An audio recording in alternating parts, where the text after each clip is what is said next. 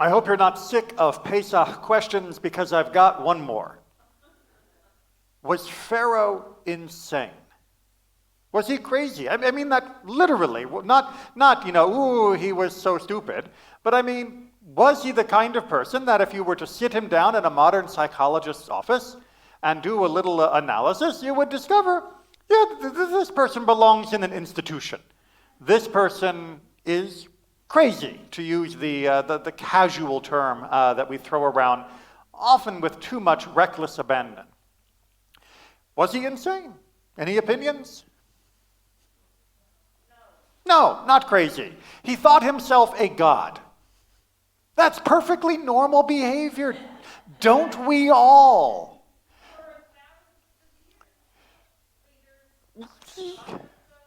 He was not unique in this, nor was he, not only was he not unique in this within the Egyptian context, but also within many other countries.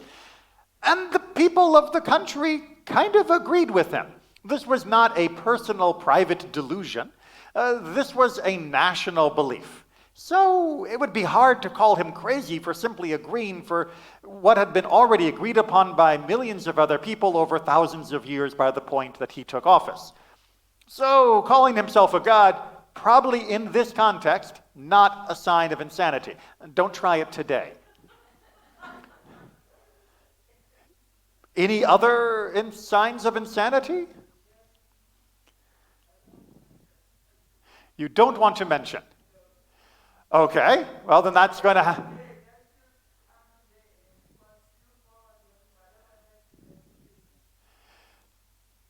you mean the fact that the idolatry of ancient Egypt.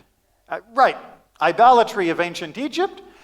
Again, you're bowing down and offering up a gift to a statue, to the sun, the moon, and the stars.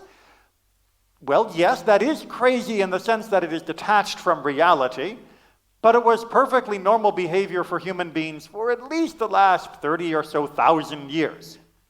So it's hard to single out Pharaoh and say, this is a man clinically insane just because he promoted and encouraged idolatry in his country. Well, what are some of the other things that Pharaoh did?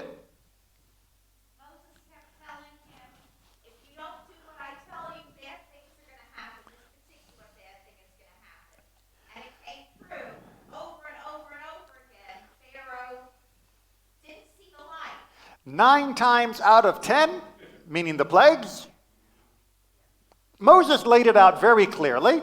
If then, as Judy is saying, and Pharaoh seemed to understand. He even recognized the consequences as being consequences a few times, but then did not go through and actually let the Israelites leave, and instead reaped the next catastrophe. That definitely sounds like a person that's crazy, or at least most of us, if we saw a person behave in the same pattern over and over again, generating the same horrible results for themselves over and over again as being crazy. Oh wait, no, I'm sorry, that's everybody in the world. We all do that, don't we? How many times have you said, all right, I'm going to learn Hebrew this year, and you buy a bunch of books, you sign up for Duolingo, and a month later, not much is going on. And then next year, I'm going to learn Hebrew this year. And you dig out your old books or buy some new ones, and this time you're going to try Rosetta Stone. And then after a month or so, and then next year, how many people try to lose weight this way? How many people try to get into shape this way? How many people want to improve their jobs, their relationships, their house, whatever? The idea that we can see a clear if-then statement, and if you fail to follow through that you're insane, would put all of us in the loony bin. Because we all miss this linkage of causality. Even if we comprehend it intellectually, we lack the emotional fortitude to follow through on it in many of the cases of our lives. Of course, another person's failure is their insanity. My failure is perfectly reasonable. That is, tends to be the way that we look at things. George Carlin, for all of his many faults, and he had plenty, definitely got this right in his conversation about people on the freeway. Of anyone going more slowly than you is an idiot, anyone driving faster than you is a maniac. Because we tend to judge normal by ourselves, and everyone else is the deviant. Pharaoh, though, how about, I don't know, murdering an entire group of people's boy children? Insanity or perfectly reasonable policy? We're uncomfortable here. Well, obviously, we're not going to say it's reasonable in the sense that it was a good idea. At least, God forbid you think it was a good idea. You just think the target was wrong. But was it insane? Well, insanity is a tricky thing to get a hold of. And in fact, in Jewish law, we do have a category of people that are crazy. And I don't mean all of us. In Jewish law, there was a term called shoteh. And a shoteh is a legal term within Judaism of a person that is bereft of capacity in terms of psychological capacity, and they are unable to enter into legal agreements. They can't do business contracts. They can't get married. They can't get divorced because they lack the clarity of mind to be considered to be in charge of their own actions. Now, as you can imagine, just like in American law, you would want to define that very, very carefully, because not only can they not enter into legal actions, they cannot be held to the normal legal punishment for their actions. As someone might say, innocent by reason of insanity in American law, which is not really a thing that gets used as much as people always make it sound like it is on TV. In Judaism, there is such a thing as the person was crazy, so the normal rules of punishment don't apply. We still have to do things to make sure they get better and aren't a harm to themselves and others, but they do not receive the same punishment that a non-shoteh, a non-crazy person, I'm going to use shoteh more often because it's simply a more technical term, would receive. And there are a number of criteria that are brought out for who is a shoteh, rather than just leaving it up to the whim of a judge. First, you have to go out at night alone. If you go out at night alone, you're a crazy person. I know, a lot of you are probably raising your hand saying, I guess I'm crazy because I go out all the time. Nowadays, it's a little bit different going for a night drive or whatever. But imagine you live 2,000 years ago, and imagine outside of your town is panthers and lions and bears and all sorts of other things that can easily eat you. Imagine that there are bandits and robbers hiding behind every bush and across every hill. Imagine that there are occupying Roman soldiers that have no compunction whatsoever about killing random people they get to catch. Is going out at night a good idea when you're on your own? Not at all. Right? You'd be crazy to go out alone at night. Did you have a question, comment?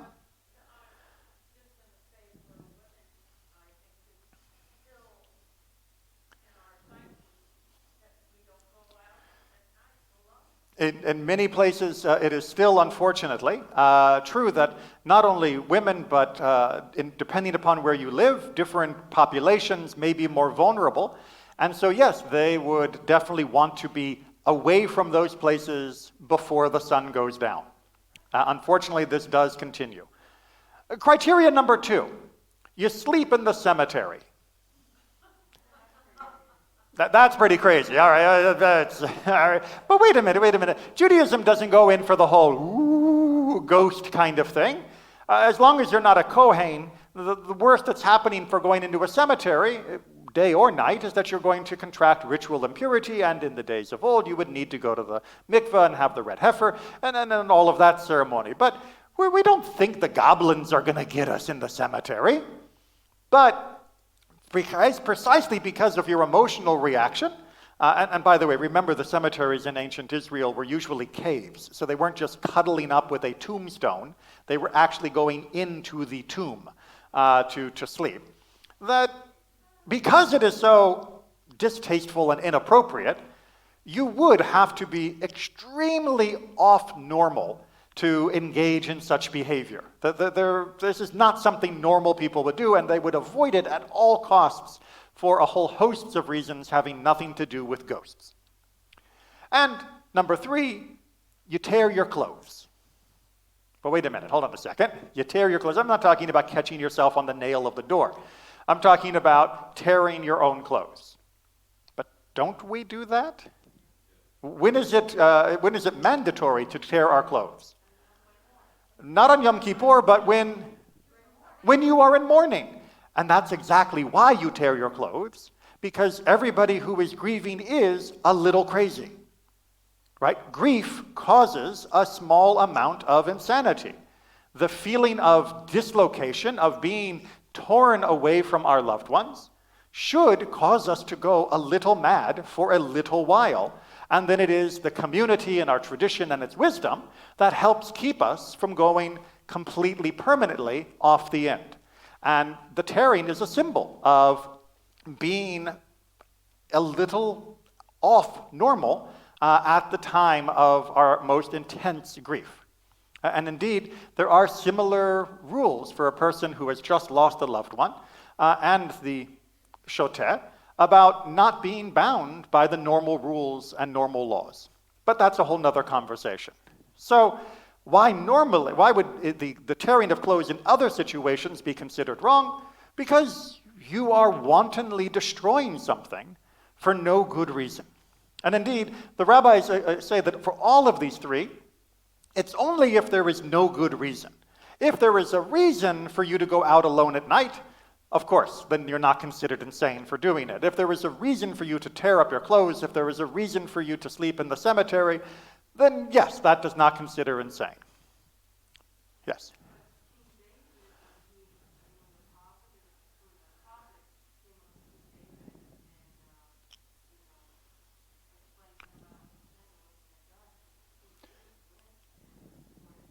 Absolutely, because he was a little crazy with grief and with guilt.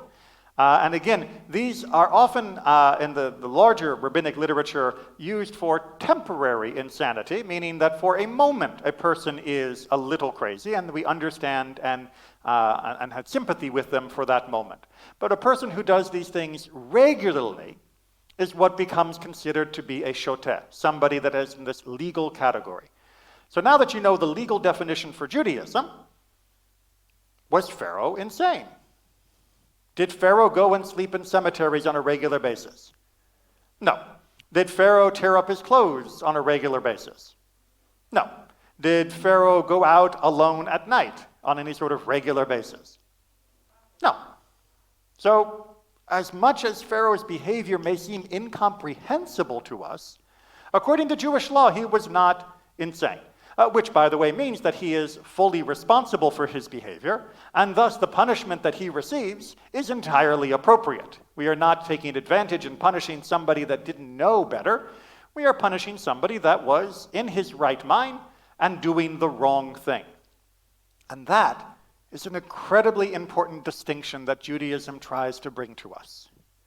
Because it is very easy to get those two halves of the sentence wrong.